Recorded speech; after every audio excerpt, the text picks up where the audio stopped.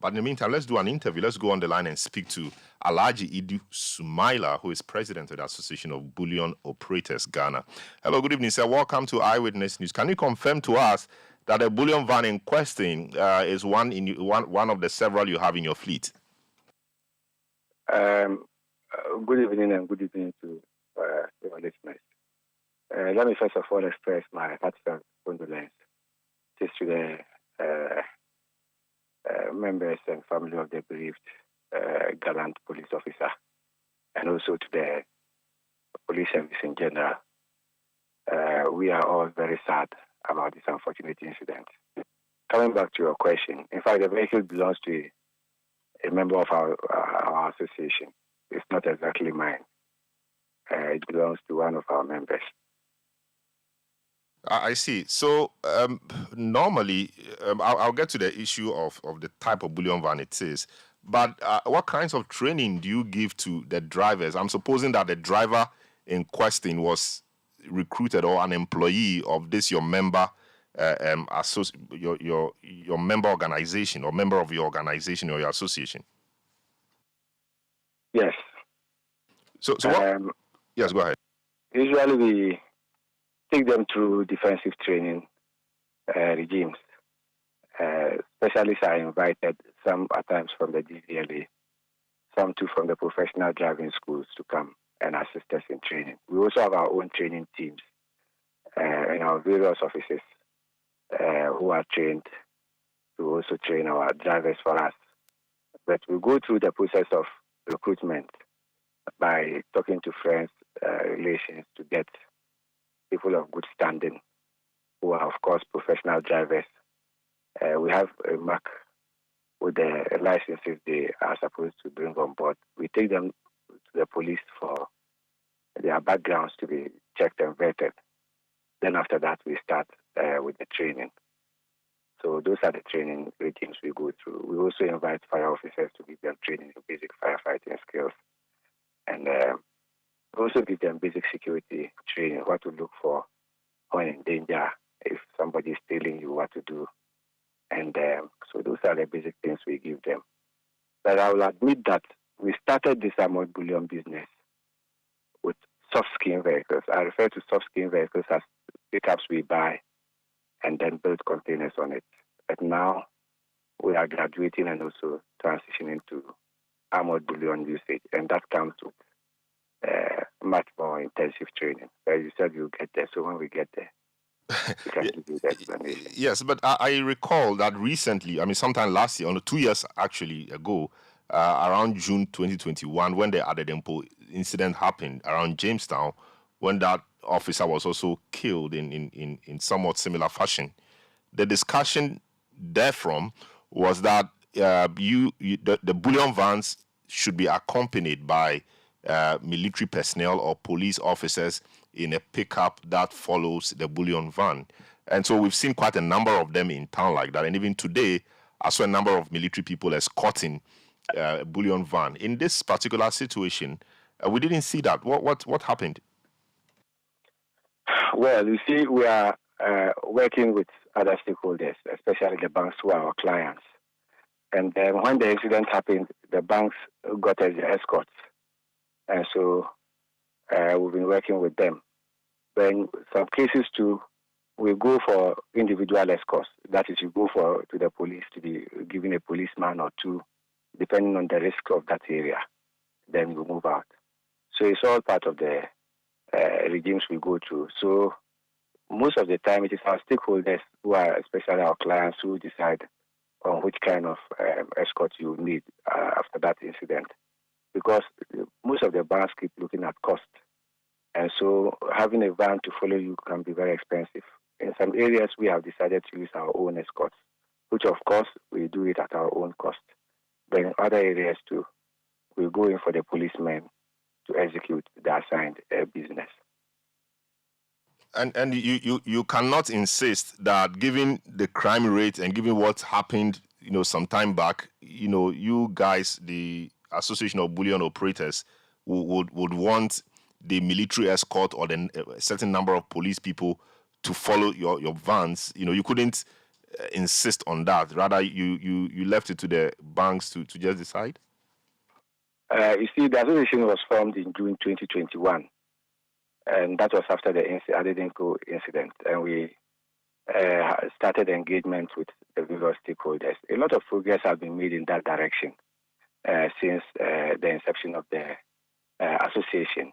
As a result of that, we have managed to bring in several armored bullion vans, of course, which are fit for purpose. We have also gotten monitoring mechanisms in our various offices, centralized control rooms to monitor the vehicles video while they are out there working. And also we are in talks with the police and other stakeholders to go the extra mile to get bulletproof vests for our drivers and then the crew. So a lot of progress has been made since the inception of this association. But that is not to say that what happened yesterday is justified. Fortunate as it is, I know that the police, Gate Mabut, is cooperating with the police in investigation to unravel this thing. Let me also add that we at times can be handicapped as clients or workers of the bank, third-party agents of the bank. At times we are handicapped because you go into a negotiate and you are restricted. There are several people who have come on board claiming to be service providers who are not well equipped, and these are all issues we are trying to weed out after the 1st July deadline. I can assure the general public through the social medium that the vehicles have arrived. In most cases, you've seen them on our roads. They've started working. We are not waiting for the 1st July deadline. In other cases, where we haven't properly engaged with the bank, that is where you see the soft skins moving, because the banks have to go through a process of negotiation to agree on prices and other things before clearance is given for us to bring in the vans, of course, which is outside our control. And because the deadline also is not up, we, some members, we have been using soft skin and waiting the deadline. So it's actually a problem that we are looking at holistically. And I believe progress has been made. That 1st July, I can assure the general public that no soft skin vehicle will be seen on our roads. That has been the plan. It's not because of this issue, unfortunate as it is.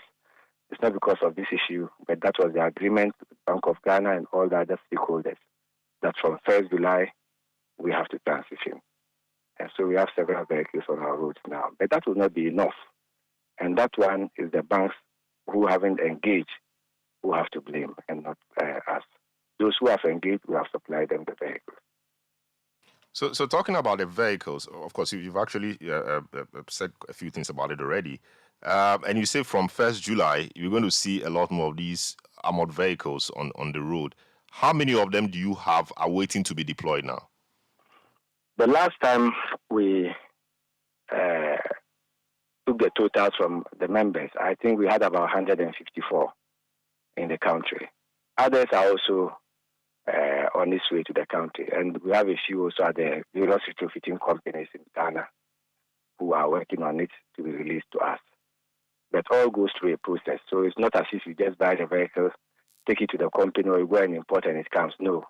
You have to pass through clearance, the clearance regime of the Interior Ministry. It has to go to Bank of Ghana, National Security has to be involved. It's a tall process. But I can assure the general public that we are working hand in hand with them. And the vehicles, when they arrive, will be made available for usage by the banks. So 154 out of how many? How many of these bullion vans, the soft schemes ones, do we have on our roads today, for which we have to change them? So you said you have 150 of the armored vehicles. 150 out of how many needed? The mathematics is not as how we see, because these vehicles are very expensive. And when it comes to numbers, I know the banks who are paymasters are also very careful in looking at cost. So what they have done is to look at compressing their daily routine. For instance, if they have to move cash from the head office to a branch, or from the branch to the customer's premises and whatever, they are now trying to compress it to see how to manage it efficiently. So the numbers have obviously reduced. So for now, we, as members, taking stock of what we have been doing with the clients and the negotiations we've had with them, as far as numbers are concerned, we are looking at around 280 to 300 vehicles. And that'll be enough to serve the whole country? For now, that will be enough. Based on the mathematics we have had, for now, that will be enough. I see. So I can also say that some of the banks have also purchased a few for themselves. But that's why we don't have it on our record. So what's your admonition? What's your word to your members in view of what has just happened in terms of going just with a single police escort or going with the military team behind you or the police team behind the Bullion van? What's your message, and what have you been discussing with your members in the face of this unfortunate incident we saw yesterday? Quite frankly, I think 3 days ago we even had an emergency meeting in respect of these issues, because we met to create awareness to members that those who haven't properly engaged with their bank should do so, because the 1st July deadline is going to happen. Even if the banks are reluctant, we are going to make sure that it is implemented. We've set out a roadmap on the transitioning. And we have said that once we hit 1st July, no more soft skin on our roads. And there's also an SOP that we have put together that should become our operational manual. Every vehicle belonging to a private company should be well branded, because these are security issues and it comes along with huge security challenges. So your vehicle should be well branded in your corporate image. That is number one. And number two, the association is developing stickers so that the stickers will also be put on the vehicles.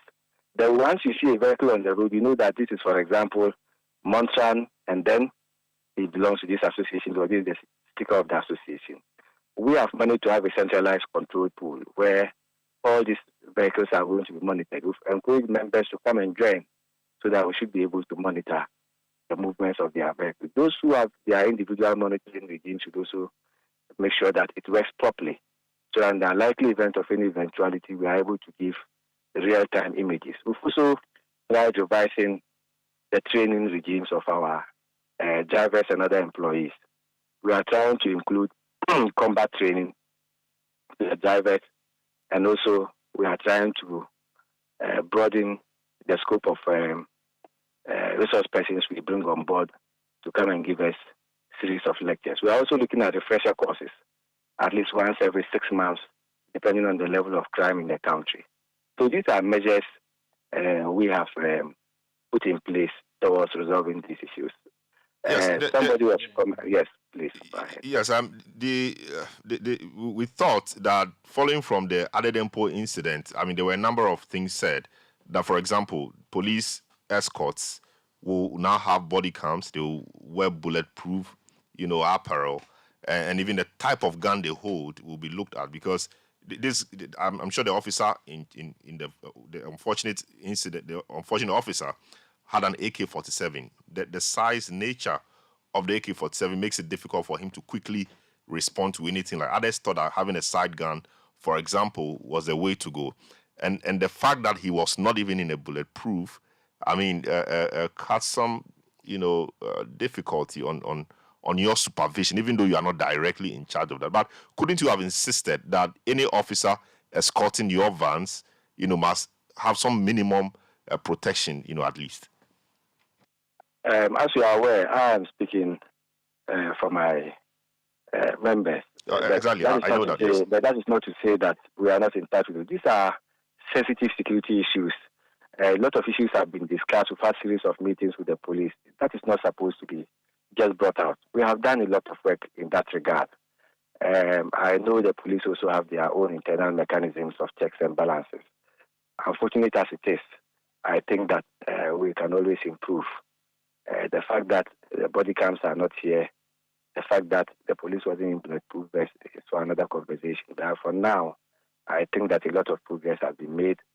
And I also believe in the competence and professionalism of the police. So it's just an unfortunate issue. Very well. Yeah. Yes. Thank you so much, Alhaji Idi Sumaila, President of the Association of Bullion Operators Ghana.